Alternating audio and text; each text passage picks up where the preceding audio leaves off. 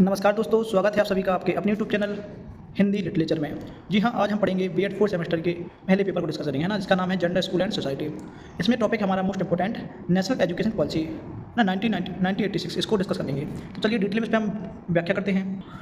चलिए, क्वेश्चन अपना है, राष्ट्रीय शिक्षा नीति 1986 में महिलाओं की शिक्षा उन्नयन हेतु क्या सुझाव दिए गए। तो नेशनल एजुकेशन पॉलिसी है जो, इसके बारे में महिलाओं की शिक्षा को उन्नयन हेतु हम सुझाव देखने हैं। चलिए तो पढ़ते हैं। शिक्षा प्राप्त करने के लिए सभी नागरिकों को, चाहे वे किसी भी धर्म, जाति, वर्ग, वर्ण, संप्रदाय, क्षेत्र, स्थिति या लिंग से संबंधित हो, समान अवसर प्राप्त होने चाहिए। सभी शिक्षा प्राप्त करने के समान अवसर कैसे प्राप्त हों? शिक्षा नीति 1986 में उन क्षेत्रों की ओर विशेष ध्यान दिया गया है जिन्हें शिक्षा के समान अवसर प्राप्त नहीं होते हैं। शिक्षा नीति 1986 में शिक्षा के समान अवसर प्राप्त कराने के लिए कुछ सुझाव भी दिए गए हैं। देखिए, महिलाओं की शिक्षा।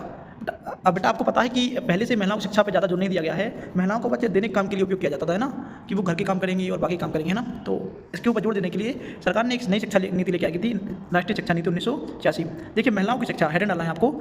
शिक्षा नीति 1986 में स्वीकार किया गया है कि स्वतंत्रता के बाद देश में शिक्षा का पर्याप्त प्रचार प्रसार हुआ है, किंतु यह भी स्वीकार किया गया है कि शिक्षा का लाभ समाज के सभी वर्गों को समान रूप से प्राप्त नहीं हुआ है। उदाहरण के लिए, पुरुषों की तुलना में महिलाओं को शिक्षा के समान अवसर प्राप्त नहीं हुए हैं। विश्वविद्यालय आयोग ने भी इस संबंध में कहा था कि भारत में बिना किसी भेदभाव के सबको शिक्षा सुलभ होनी चाहिए। यह भी कहा जाता है कि जब तक नारी शिक्षित नहीं होगी तब तक पुरुष का शिक्षित होना संभव नहीं है।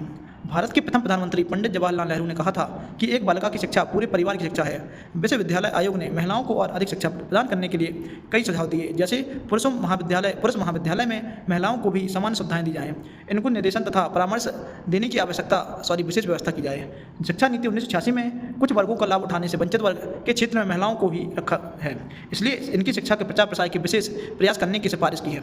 जब तक हम ऐसा नहीं करेंगे तब तक शिक्षा के अवसरों में विषमता रहेगी। आज हम महिलाओं की स्थिति के आमूलचूल परिवर्तन करने की आवश्यकता है। इसके लिए पाठ्यक्रम, पाठ्य पुस्तकें, शिक्षण सामग्री, शिक्षण विधि, शिक्षा प्रशासन आदि सभी में संशोधन करने की आवश्यकता है। हमें ऐसी शिक्षा प्रणाली का विकास करना है जिससे महिलाएं अपना सामाजिक उत्थान कर सकें।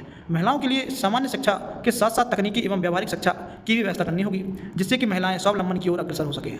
महिलाएं शिक्षा का उद्देश्य महिला सशक्तिकरण भी है। इसके लिए भी हमें समुचित प्रयास करने चाहिए। हमें तकनीकी एवं व्यावसायिक शिक्षा की पारस्परिक विधियों के स्थान पर शिक्षण की नई विधियां अपनानी होंगी। 1920 में शिक्षा नीति को जो संशोधित कार्य योजना है उसके बारे में प्रस्तुत की गई। उसमें महिलाओं शिक्षा को अधिक महत्व दिया गया है। उनके लिए औपचारिक एवं औपचारिक शिक्षा व्यवस्था करने की सिफारिश की गई। यह भी सिफारिश की गई है कि ऐसे प्रयास किए जाए जिनमें छात्राओं का नामांकन अधिक से अधिक हो तथा इन्हें शिक्षा में बनाए रखने की विशेष व्यवस्था की जाए। प्रत्येक नवोदय विद्यालय में जितने छात्रों को प्रवेश दिया जाए उनमें 1/3 महिला छात्राएं हों और प्रत्येक साक्षरता अभियानों में महिलाओं को कम से कम 60% स्थान उपलब्ध हो। उच्च शिक्षा में भी महिलाओं को उपयुक्त अवसर दिए जाए।